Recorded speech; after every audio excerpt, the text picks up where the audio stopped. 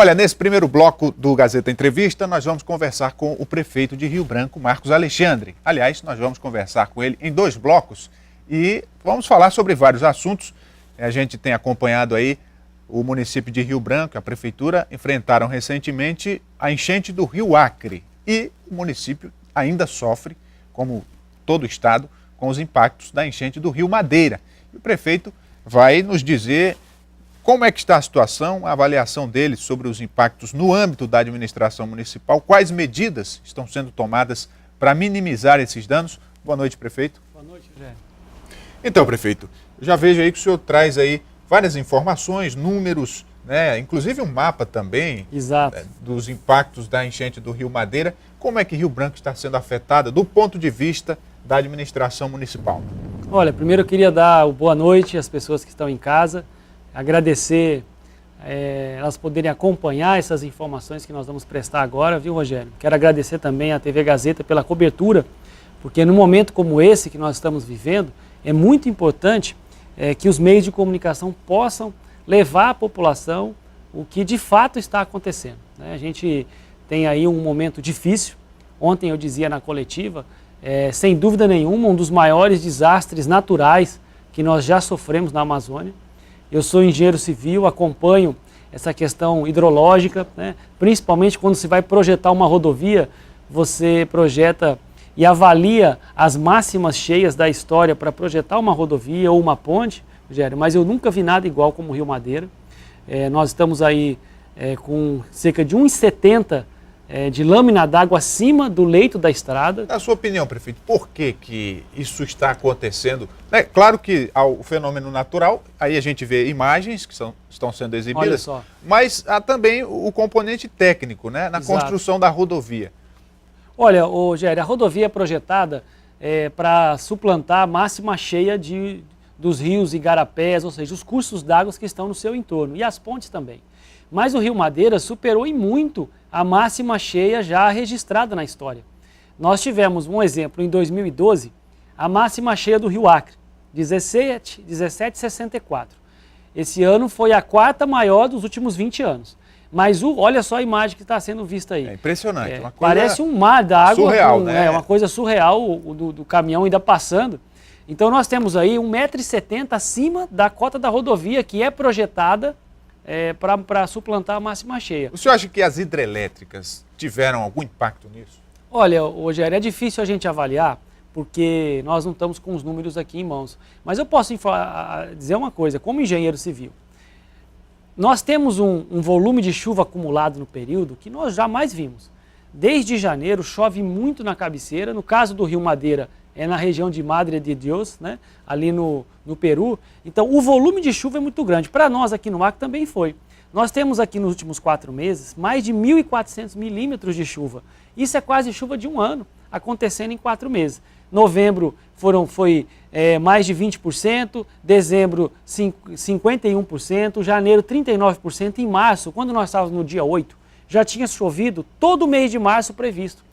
A gente vê aí agora, prefeito, a interdição comboio, da BR, né? Um comboio de veículos, carretas, e aí a questão do abastecimento. A prefeitura tem que manter os postos de saúde com medicamentos, tem a merenda escolar, né, nas escolas públicas, enfim, tem os suprimentos que dão apoio à administração pública. Como é que a prefeitura está administrando essa situação para não deixar faltar, não prejudicar o atendimento? Tá. Só voltando ali naquela questão das hidrelétricas, eu acho que o que precisa ser feito agora é um estudo sobre a lâmina d'água em relação à rodovia.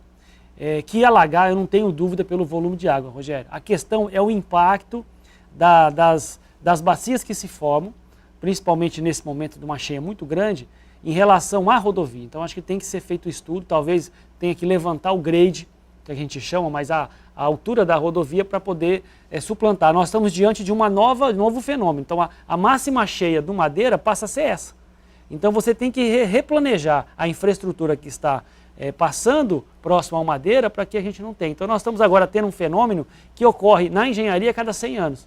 E o próprio DENIT já se manifestou sobre os prejuízos, né? São 90 quilômetros de rodovia danificados, que isso pode chegar a um prejuízo de 200 milhões com a reparação. E só dá para saber, Rogério, quando a rodovia, quando baixar as águas, porque você tem bueiros, galerias, fissuras que podem abrir, então só quando baixar as águas é que vai ter ideia do prejuízo que causou a rodovia. Eu acho que nós vamos levar o verão todo, no caso o governo federal, o DENIT, para recuperar esses trechos a partir de junho, aí, pelo menos uns 4 meses, porque tem coisas que só se faz com o verão. Aterro, estruturas de concreto armado, recuperação de galerias, de bueiros, se for o caso, né? Então, claro que nós vamos precisar de alguns meses aí, o governo federal, para recuperar. Em relação ao abastecimento, Rogério, isso é muito importante. Nós estamos vivendo um desastre natural. Então, diante disso, nós não estamos com uma condição de regularidade no abastecimento. O que se tem é uma atitude muito grande do governador, da presidenta Dilma, desde o começo, porque nós estamos com essa dificuldade desde o final de fevereiro. A partir de 10 de fevereiro começou a passar água por cima da rodovia. E a partir de 24, aí sim, a dificuldade muito maior. Então nós estamos há 30 dias com isso. E você tem um abastecimento de um estado, de uma capital, 30 dias com um problema de regularidade, nós só não tivemos uma dificuldade maior porque houve muita atitude. São mais de 60 voos que foram feitos no período com aviões da FAB. São mais eu estava pegando os números agora, 8 milhões de litros de combustíveis que foram trazidos ou de Cruzeiro do Sul ou nas balsas que estão abastecendo. Já podemos falar do caso de ontem e de hoje.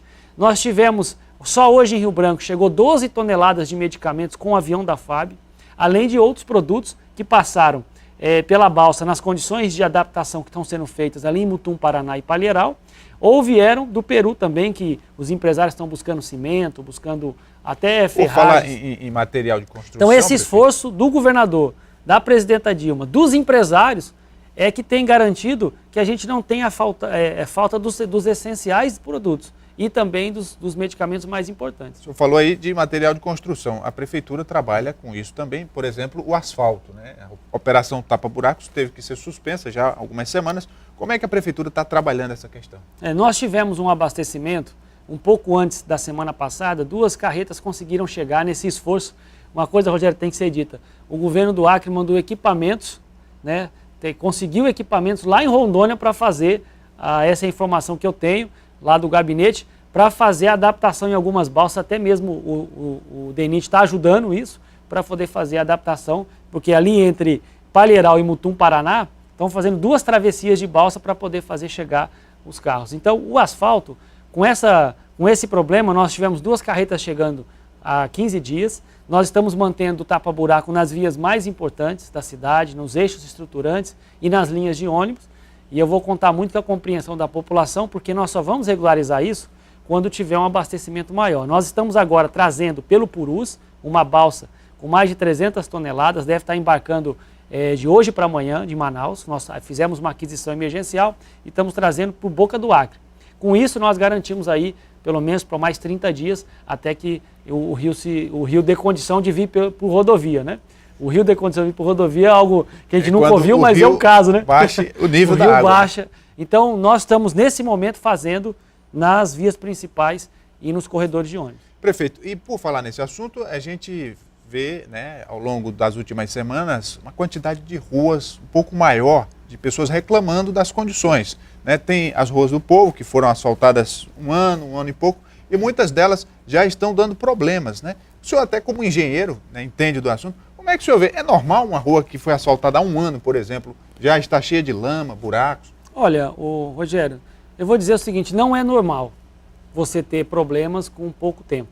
O que é normal é que na quantidade de ruas que foram feitas, você tem um percentual que apresente problema. Então você faz aí ao mesmo tempo 600, 700 ruas, você pode ter aí 5% delas que apresente algum problema. Pelo volume de obra que está sendo feito, eu acho que é um conjunto de ruas que apresentam problemas em relação ao todo, eu acho que é uma parcela pequena. Essa parcela, o DEPASA, né, está fazendo notificação às empresas e a prefeitura colabora quando é chamada para fazer a identificação desses problemas para no verão serem corrigidos.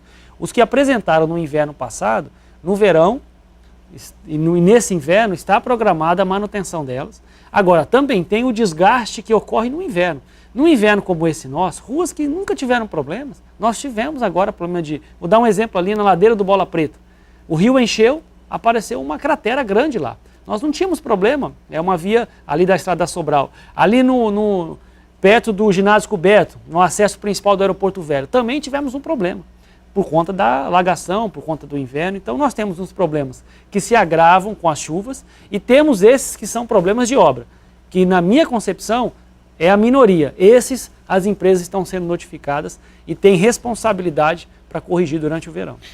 Há também previsão de investimentos do governo federal nessa área urbana de infraestrutura. Como é que está o andamento desses projetos lá em Brasília? Olha, eu estive em Brasília semana passada, principalmente para conseguir os recursos da alagação, Rogério. Fui acompanhado pelo senador Jorge Viana, que tem nos ajudado muito, senador Aníbal nos ajudado muito, fomos com o general e, se Deus quiser, vamos conseguir liberar os recursos, porque a prefeitura não aguenta pagar sozinha todas as despesas. Tive o apoio do governador, mas tem uma despesa grande, foram 4.500 pessoas que chegaram a ficar no abrigo. Em relação aos investimentos do verão, esses estão todos garantidos. As 7 ruas e avenidas que nós vamos duplicar, a partir do final do mês de abril, já estão todas contratadas. Na última vez que eu vim aqui com o Alan, disse: Alan, acho que final de março a gente começa. Não dá para começar. Agora, com as chuvas que estão aí, com a dificuldade que nós estamos tendo na logística, então nós estamos transferindo o início das obras para o final de abril, que aí nós vamos ter uma condição melhor, uma regularidade melhor no abastecimento de cimento, de combustível. Então, devemos começar as 7 avenidas e ruas, que eu já falei várias vezes, a população já sabe. Os outros investimentos de unidades de saúde, os terminais de integração, todos eles estão garantidos para acontecer no verão. Um atraso ou outro decorre do momento que nós estamos vivendo. Em relação, prefeito, às ruas que não estão nesse cronograma, né? Porque nós ainda temos aí, em alguns bairros, muitas ruas sem asfalto, né? E aí no verão é aquele problema que a gente já conhece, muita lama, buracos. Como é que a prefeitura está fazendo para dar uma condição melhor para essa população? Olha, nós estamos mapeando os locais que a gente precisa dar o apoio. Então tem bairros como ali na Baixada, Pista Glória e Bahia Nova, Bahia Velha. Nós temos uma programação do Ruas do Povo e do PAC, coordenado pelo Estado e pela Prefeitura. Vamos avançar o trabalho esse ano. No bairro Vitória, esse ano está programado a gente concluir as ruas, é um contrato com a Prefeitura, a gente avançou ano passado, tivemos que substituir a empresa e esse ano vamos concluir.